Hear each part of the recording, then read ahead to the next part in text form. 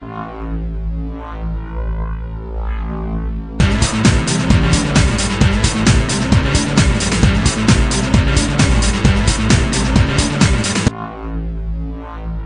this is Tim Hinton.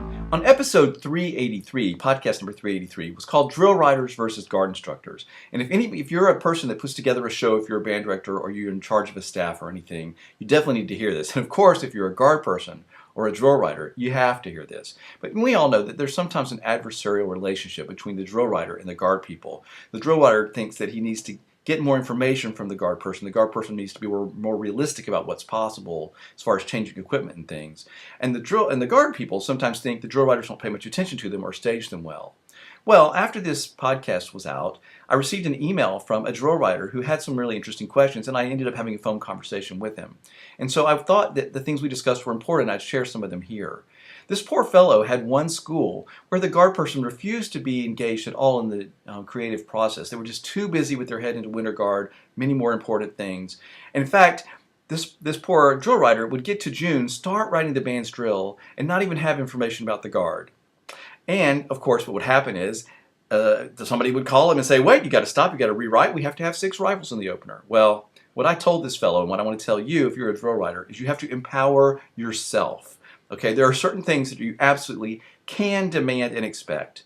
All right, and first off, as a drill rider, I would never put the first dot on paper. I would never start anything in the computer working on a drill until I have the entire show planned from the color guard and everybody else completely planned out. It's ridiculous. Okay, so I know guard instructors who have world-class finalists in Dayton every year at WGI, and they will still stop in the middle of the winter guard season and have an hour-long conference call or come to a meeting and talk about the fall show, because you can do more than one thing at the same time. If you have a guard person who absolutely cannot, then I tell you what you do. You sit down with the director and the guard person and you figure out the date, the week after Dayton or the 2 weeks after WGI is over, and you put a date on there and you say, this is where we're going to meet, we're going to start to make definite plans. Of course, the best time to do it is even before winter guard season begins, or right after the end of the marching season, start making plans then. But the point is, everybody has to be engaged, everybody has to be a part of the process, and there's no way that anybody could expect the drill rider to begin writing or even be at all successful writing if they don't have that information. This poor fellow, what he said was that he couldn't get the guard instructor to cooperate at all, and the director wouldn't do it either. Director would not demand it of the guard person and wouldn't back him up. So what I told him is, here's what you have to do, drill riders. You have to educate that director and that guard person. If they don't understand why it's important that you have this all planned out and understood before you start writing the drill, then there's something they don't know. There's a basic show design concept they don't understand.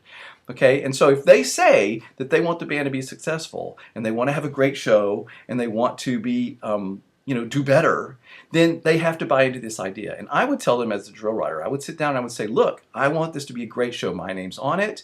I want you to be really, really successful. I want everything about it to work, but you have to do your part to help me, okay? You need to explain to them, Mr. Drill Writer, that you have to plan so far in advance. I mean, explain to them how it has to work in your head. How if you want a certain guard soloist to show up at a certain place with a certain prop, you have to plan for that.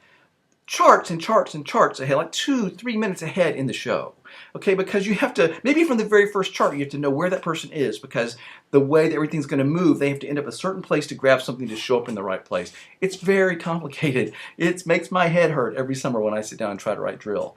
So if this band director doesn't understand that it's important that that all be spelled out beforehand, then they don't understand. You have to sell them, you have to be a salesman, you have to explain to them, and you have to stand your ground and say, look, I'm not going to start. And maybe put in your contract, okay, that I have to have this information before I begin. If I don't have it, I can't promise to have you the drill when you want it. I can't promise, et cetera, et cetera, et cetera.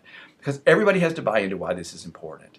So obviously I get really passionate about this because as a drill writer and a show designer, I understand how important this is.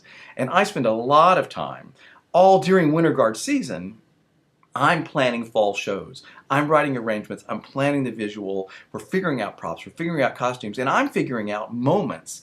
And even knowing they've already told me, here's this great dance soloist, or I know I want to have a rifle moment here. That all has to be planned out. The show's mapped out before I begin anything about putting that drill into the computer. You need to expect that too as a drill writer. And if you're a director or garden person that's watching this fun recording, You have to understand why it's important. So sit down, have a conversation, buy in, and guard people, help the drill person out. If you want them to stage you great, you have to help them out.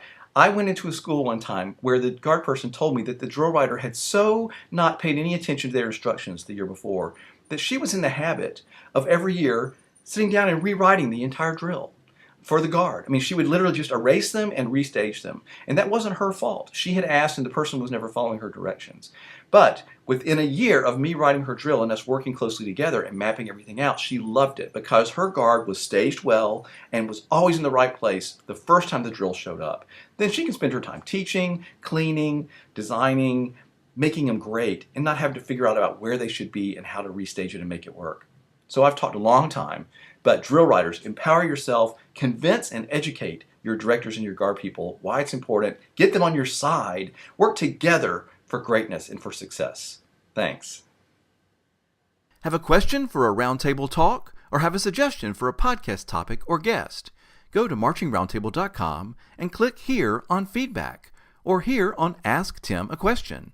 Don't forget you can always find podcasts on topics that interest you by searching in our podcast archives. And when you go to YouTube to watch a Roundtable Talk video, make sure and subscribe so you never miss a single episode of Roundtable Talk.